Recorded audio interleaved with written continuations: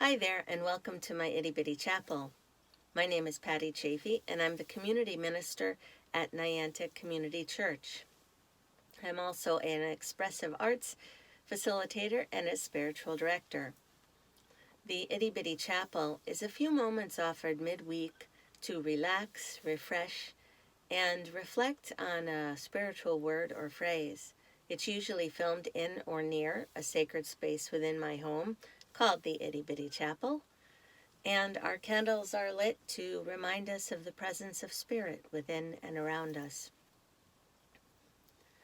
Our words for reflection this week are holy hunger. Holy hunger. Spiritual nourishment that we crave. Eating can be a spiritual experience, but we also have a hunger, a sometimes insatiable longing for union with our God. Could the two be connected? In our culture, we're often so busy that our meals can sometimes take on a way of nourishing ourselves that is not so nourishing. We might consume food, but are we being nourished? We may eat so fast, so distracted, and without thought that a meal, as soul nourishing, never enters our mind. I speak from experience. How often have we wolfed down a meal on the way to our next commitment, our next meeting, our next appointment, or eating at our desk or in front of the television, barely tasting as we go, much less savoring it? Between fast food and frantic schedules, we can often forget the purpose of eating, to nourish and maybe even bring us into the present moment, and therefore bringing us into the presence of God. Former Buddhist monk Donald Altman writes about the sacred side of eating in his book, The Art of the Inner Meal, Eating as a Spiritual Path. One thing common to monks, he writes, is the use of food to experience spiritual union and to liberate consciousness from hunger, desire, pain, and ignorance. Food is neither indulged in nor used to satisfy emotional desires and attachments. We do that all the time in our culture, don't we? We're always going to food for to get away from things, to get away from experiences or feelings we don't want to feel, right? So rather it acts as sustenance for maintaining physical health and conscious awareness. Every living thing is maintained by food, and in some wisdom traditions, the nutrients in food are thought to contribute to an increase in spiritual capacity. I think he's onto something. But we don't have to be a monk to be aware that when we approach eating as a joy-filled celebration, no matter how simple it might be, it can take on a whole new meaning that fills us in ways we didn't expect. I propose that with each meal, we make it the ritual celebration it deserves to be, as simple or as elaborate as you like. So close your eyes for a moment and imagine this. Take a couple deep breaths and consider your table, the place that you usually eat. Maybe it's a table for 10 or a quartz countertop on your kitchen island or a vintage table with a porcelain top. Drape it with a favorite cover, a tablecloth, or special placemats. If you enjoy the wood grain and want to see it, that's good too.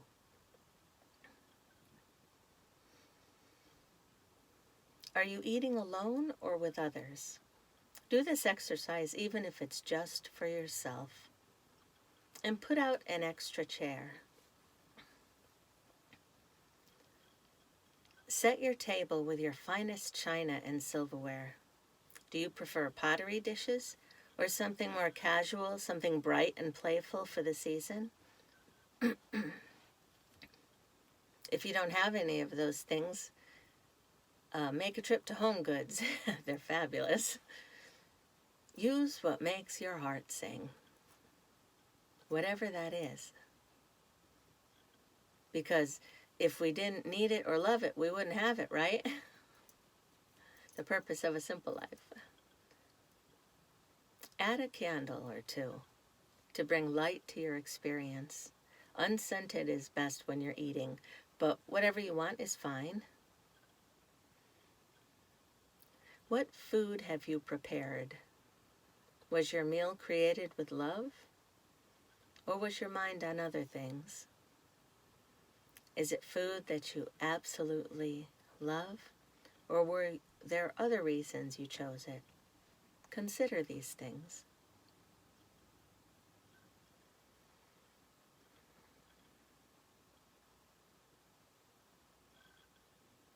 Thinking about serving from that soup pot right off the stove onto the table?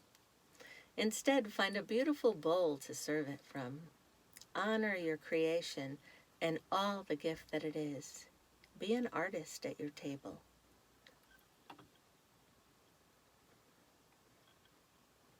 With your table set, your food ready to be served, sit down and prepare to celebrate your feast, no matter how simple. Offer a prayer giving thanks for the food, the animals, the gardens, the people who provided it. Give thanks for all the abundant blessings in life. We know there are many. Turn off the television. Would you like some music? The sounds of nature through your open window? Or maybe silence? Now, as you eat, be fully present to every sense of the experience and savor every little bite.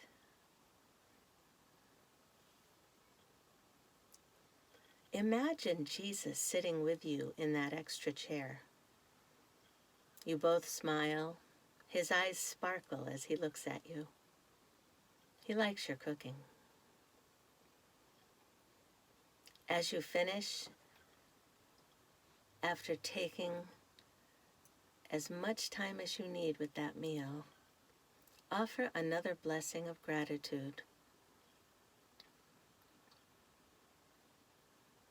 Clear your table, and as you clean up and wash the dishes, feel the warmth of the soap and water.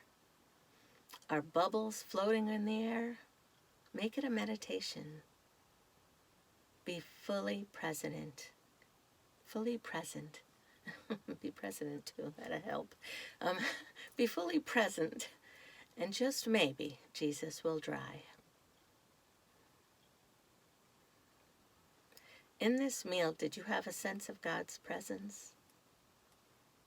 Was it a spiritual experience, this meal of mindfulness? Was it joyful? Do you feel nourished? Consider these things. Maybe journal about it after your meal. Because as we learn in 1 Corinthians 10, so whether you eat or drink or whatever you do it all for the glory of God. I leave you with a friend I met recently to reflect on your personal process of eating as a spiritual path. I'll be thinking of you in this time when we ache to be nourished, and praying that our God bless you in every way you need. And until next time, namaste. God bless.